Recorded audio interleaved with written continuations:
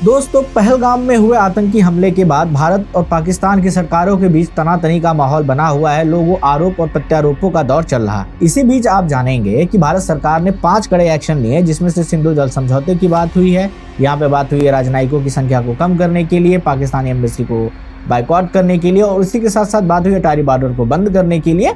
और इस तरह की 48 घंटे का टाइम दिया गया कि जिनका वीजा था वो अब वापस आए पाकिस्तान। ऐसे कदमों के बीच में पाकिस्तान ने रिटेलिएट करते हुए कहा कि पाकिस्तान सोच रहा है कि क्यों ना शिमला समझौते से बाहर आ जाया जाए। अब शिमला समझौते से बाहर आना एक धमकी है या क्या है, इसके लिए आपको शिमला समझौता समझने की जरूरत है बड़े शॉर्ट वे में। शिमला समझौता 1971 की जो लड़ाई थी, जिसमें पूर्वी पाकिस्तान को बांग्लादेश बना दिया इंदिरा गांधी जी की सरकार में, ऐसे में दोनों देशों के बीच जो तनातनी का माहौल था उसको सुलझाने के लिए 28 जून से 2 जुलाई 1972 तक कई सारी वार्ताओं के बीच में शिमला समझौता शामिल किया गया, जिसमें भारत ने पाकिस्तान को घुटने पे ला दिया। अब उसमें वो 3 इंपॉर्टेंट समझौते कौन थे उसको समझने की कोशिश करें तो याद रखिएगा कि सबसे पहले था कि पाकिस्तान को, पूर्वी पाकिस्तान को बांग्लादेश की तरह पहचानना पड़ेगा, और पाकिस्तान ने बोला जी जनाब कबूल है। उसके बाद ये तय हुआ कि जो ये LOC है, अभी लाइन ऑफ कंट्रोल है, इसको आपको मानना पड़ेगा, और पाकिस्तान ने बोला जी जनाब कबूल है।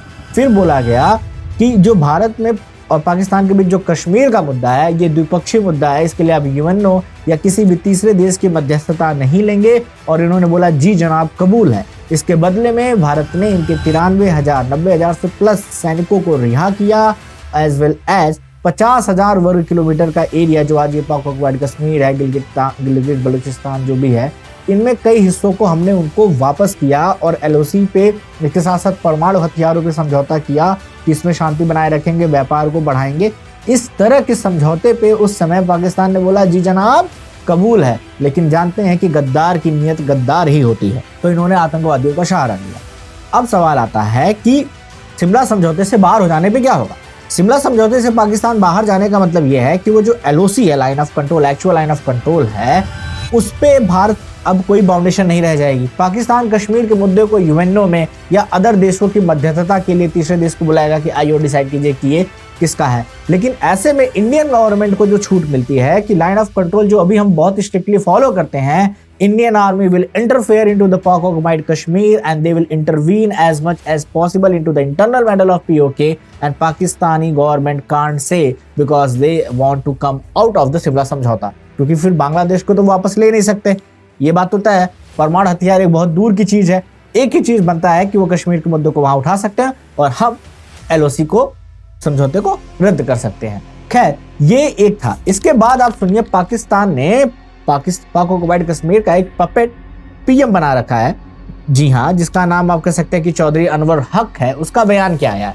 वो अपने बयान में कहता है कि जिस तरह से पाकिस्तानियों का खून बलूचिस्तान में बलूचिस्तान लिबरेशन आर्मी के थ्रू बढ़ाया जा रहा है, तो हिंदुस्तान क्या सोचता है कि इसका असर दिल्ली और कश्मीर में नहीं होगा, दिल्ली से कश्मीर का रंग लाल होगा। इस तरह के भड़काऊ बयान देता है, और इसमें वो बोलता है कि हम सपोर्ट करते हैं जो पाकिस्तान में ने अभी भारत में किया। इससे क्या होता है, इस स्टेटमेंट से क्लियर होता है कि it was a state funded well organization terrorist attack by the Pakistan. ये बयान अपने आप में साफ करता है, और फिर इंडिया ने इस बयान को एक्शन लेते हुए बताया है कि ये साफ साफ दिखाता है कि आप सपोर्ट करते हैं, मतलब ये आपकी तरफ से ही फंडेड था।